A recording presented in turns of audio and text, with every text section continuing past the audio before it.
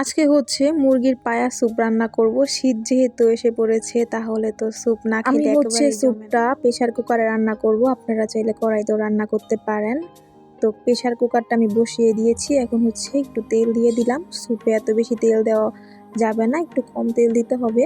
এরপর হচ্ছে আমি তেজপাতা দিয়ে দিলাম একটা, তারপর হচ্ছে দিলাম গরম মশলা, দিলাম হচ্ছে কয়েকটা গোলমরিচ দিয়ে এখন হচ্ছে এই আস্ত মশলাগুলো একটু ভেজে নিতে হবে। এরপর আমি দিয়ে দিলাম হচ্ছে পেঁয়াজ কুচি। পেঁয়াজ কুচিও কিন্তু এত বেশি দেওয়া যাবে না, আমি এখানে একটা পেঁয়াজ ব্যবহার করেছি। তারপর পেঁয়াজটা যখন একটু সফট হয়ে যাবে, তখন আমি দিয়ে দিলাম হচ্ছে আস্ত কাঁচামরিচটা দিয়ে একটু হালকা ভেজে নিব।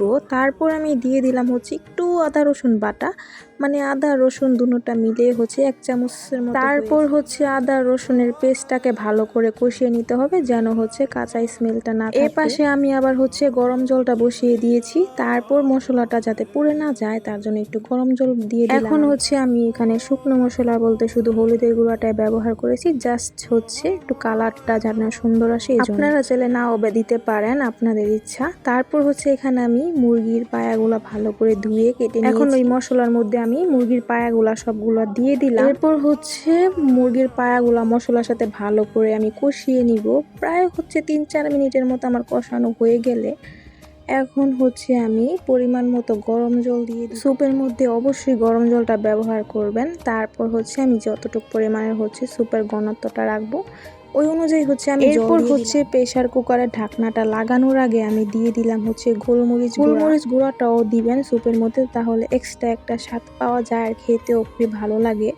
তারপর এখন আমি ঢাকনাটা লাগিয়ে দিলাম প্রেসার কুকারের ঢাকনাটা লাগিয়ে প্রায় হচ্ছে 4 থেকে 5টার মতো সিটি দিয়ে 4টা থেকে 5টা সিটি বেজে গেলে আমি প্রেসার কুকারের ঢাকনাটা আমি লাগিয়েই রাখবো আর চুলাটা অফ করে দিব।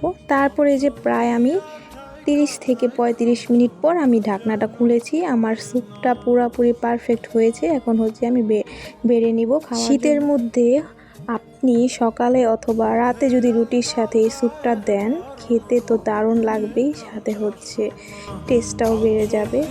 তো আজকের রেসিপিটা ছিল এই পর্যন্তই। সবাই অবশ্যই লাইক, কমেন্ট এবং সাবস্ক্রাইব করে পাশে থাকবেন। টাটা।